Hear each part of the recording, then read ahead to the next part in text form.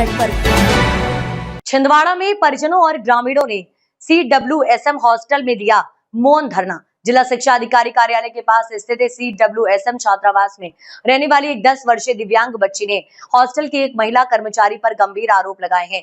बच्ची का कहना है कि एक धार्मिक धागा हाथ में बंधा होने के कारण जब उसने उसे काटने से इनकार किया तो हॉस्टल की मैडम पाटिल ने गर्म वस्तु से उसके दोनों हाथों को दाग दिया। बच्ची का कहना है कि ये धागा उसके माता पिता ने किसी बीमारी के इलाज हेतु बंधवाया था और उन्हें इसे काटने से मना किया गया था।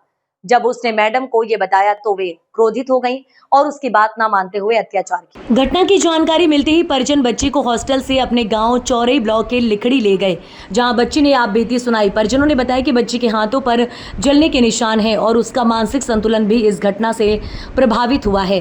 दरअसल आपको बता दें कि हालांकि जब इस विषय में मैडम पाटिल से पूछा गया तो उन्होंने सभी आरोपों को निराधार बताया और कहा कि बच्ची जानबूझकर गलत कहानी गढ़ रही है।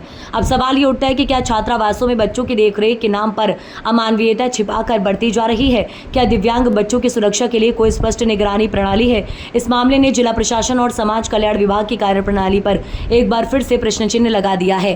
ग्रामीण और चौरई के सामाजिक संगठन ने की कार्यवाही की मांग। इस मामले में चौरई के सामाजिक संगठन के सदस्यों ने कहा कि बच्ची के साथ जो हुआ वह गलत है। इसके लिए लिखड़ी के सरपंच, ग्रामीण और सहायता ग्रुप के सदस्यों द्वारा आज CWSM के प्रबंधक और कलेक्टर के नाम ज्ञापन सौंप कर कार्यवाही की मांग की गई। पाटिल मैडम ने किया है? क्यों किया? धागे के चक्कर से सर। धागे? कौन सा? काटा है इनने मेरा। कहाँ धागा बंधा था? यहाँ पे बंधा था सर। अच्छा, वो क्यों काटने को बोला मैडम ने? कि हॉस्टल में भूत रहते क्या दही रहते बोले, इसलिए तो हॉस्टल में भूत है क्या बोले, तो तू धागा बांध के आई बोले यहाँ पे। तो मैं सर धागा इसलिए नहीं काटने दे रही थी सर कि मेरी तबीयत खराब हो जाती है। इनने मेरा धागा काटा है सर। फिर धागा काटने के बाद फिर मैंने सोची कि करके नहीं बताती, घर वालों को परेशान करूँगी तो और वो है। नहीं, धागा काटने के बाद कुछ और किए क्या? धागा नहीं काटने दे रही थी तो धागा काट के फिर इनने मेरा हाथ जलाया। काय से जलाया? लोहे से गरम करके। क्यों जलाया? कि धागा क्यों नहीं काटने दे रही थी तो तू हमको। और इसके पहले भी कभी ऐसे जलाएंगे? हाँ सर, ये किसान ही इनने मेरे को लकड़ी छेदी थी पिछले साल। नहीं, पूरा बताओ, आप शुरू से पूरा बताओ, तुम्हारे साथ क्या घटनाक्रम हुआ? धागा काटा है ना सर। फिर धागे के बाद पाटिल मैडम ने मेरे को बोला कि करके तू मेरे को धागे नहीं काटने दे रही थी, तो पाटिल मैडम ने लोहे को गरम करके मेरे को चटका रखा। फिर बोला कि यदि किसी मैडम को बताएगी तो हम तेरे को और मारेंगे सर। तो मैंने डर के चक्कर में नहीं बताई किसी मैडम। मैंने सारी मैडम को बोल दी कि मैडम मैं गिर गई। अच्छा, तो फिर बाद में किसको बताया आपने कि? फिर सर मैंने घर भी फोन नहीं लगाई सर कि मेरे साथ ऐसा ऐसा हुआ। फिर जब सर मैं कल गई तो कल बताई सर मैंने। किस चीज़ से चलाया बेटा? लोहे के उससे सर। मारपीट भी की? हाँ सर, चटी से इनमें सर से ढका है सर। मुंह में कपड़े बांध दिए थे सर। बताओ सर, आप मुंह में कपड़े बांध देते तो बच्चों की आवाज़ें निकलती है कि क्या नहीं? कह के मार रही थी? कि करके किसी को बताएगी तो और मारूंगी बोले तेरे को। तो मैंने सर किसी को नहीं बताई। तुमने बोला नहीं कि क्यों मार रही है? धागे नहीं काटने दे रही थी इसलिए बोले। मारपीट का मामला सामने आ रहा है? सर, ये बच्ची अपने पास में लगभग 2 वर्ष से है, पर ये बच्ची पहले भी अपने पास नहीं रही है। मात्र 2-3 दिन रहती थी और चली जाती थी ये बच्ची।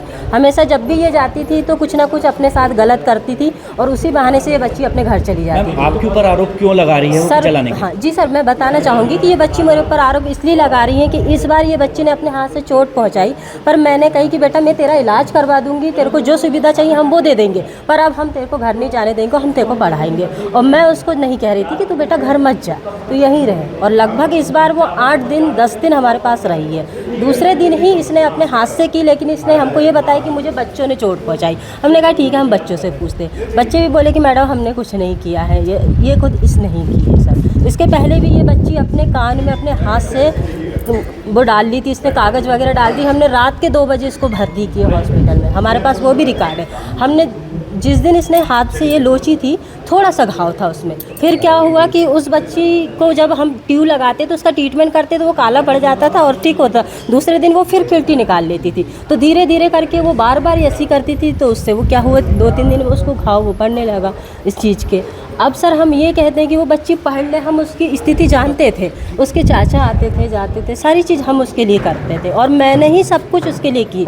मैं चाहती थी कि वो पढ़े, अब वो इसी के लिए वो सर बच्ची ये कह रही कि पाटिल मैडम ही मुझे यहाँ रख रही है। देखिए, मुझे कल ये शाम के समय जानकारी लगी, क्योंकि मैं तुरंत यहाँ पे आया और पाया कि यहाँ बच्ची नहीं है और रिकॉर्ड में ये दर्ज है कि बच्चे का KYC अपडेट कराने लेके गए हैं। पता चला कि उन्होंने अपने घर ले गए उनके रिलेटिव ने, वो रिकॉर्ड मेंटेन है यहाँ पे।